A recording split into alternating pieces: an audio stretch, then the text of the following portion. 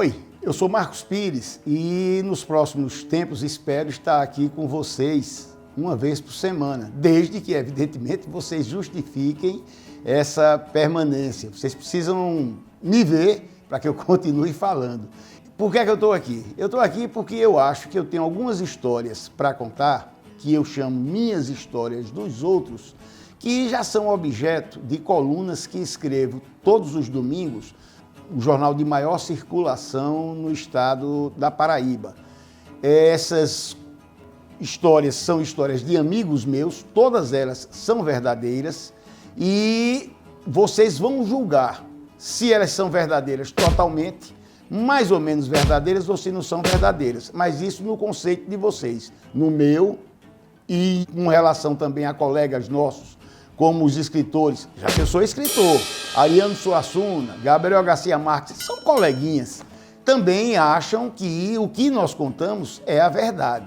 Mas isso está muito enrolado. O que eu quero contar a vocês hoje, particularmente, é que eu nasci milionário. A minha família era uma das mais ricas do estado, numa Paraíba dos anos 50, 54 eu nasci, e meus pais eram comerciantes, grandes comerciantes, chegaram a hospedar na nossa casa 2 presidentes da República, todos os artistas que vinham para cá, cantores, Roberto Carlos, Chico Buarque, Jô Soares, enfim, todo mundo ficava na minha casa, porque naquela época não existia hotel na Paraíba. De repente nós perdemos tudo e eu fiquei liso.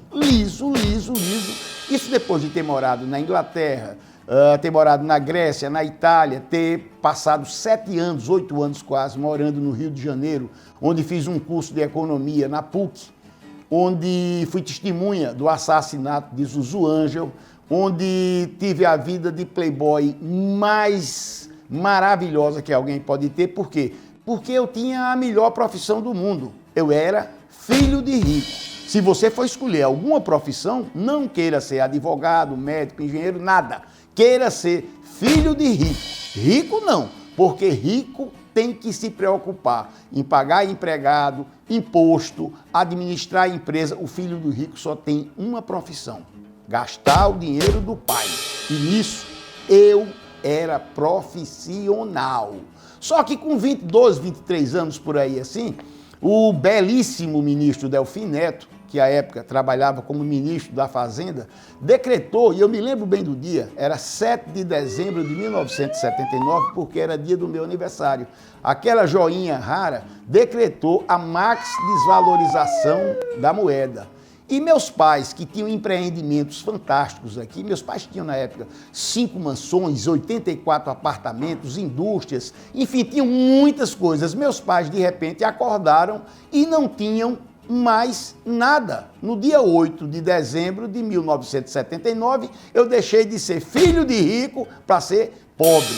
E aí sim, não filho de pobre, que também passei a ser, mas um pobre que tinha sido rico. E essa é a pior coisa que pode haver, porque eu fiquei pobre com os gostos, o refinamento dos ricos. Então era terrível para mim, por exemplo, eu comer um pão com mortadela, que eu tinha comido anteriormente, aquele pão de seda com a mortadela cerata italiana. Eu passei a comer aquele pão dormido com a mortadela que ao redor dela parecia que tinha uma linha de nalho. Cebosa, sebenta, mas era isso. Mas nisso tudo, eu me esqueci de dizer a vocês, a parte boa, porque é uma experiência nova, de ser pobre, é que eu adquiri a invisibilidade. Era um superpoder que me foi dado nos pontos de ônibus. Eu ficava no ponto de ônibus e todos os meus amigos da época que eu tinha sido rico, que passavam nos seus carros e me viam, viravam a cara.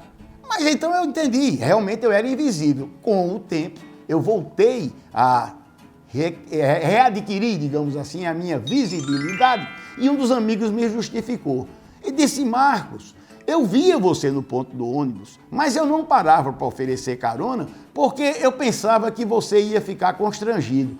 Para mesmo, se um pobre tem condições de ficar constrangido, isso eu guardei para o resto da minha vida. Os amigos que sobraram foram poucos, mas foram eles com quem eu vim até hoje e pretendo continuar, mesmo os que já se forem, que Deus os tenha, nessa história que nós vamos contar toda semana com vocês. Muito obrigado.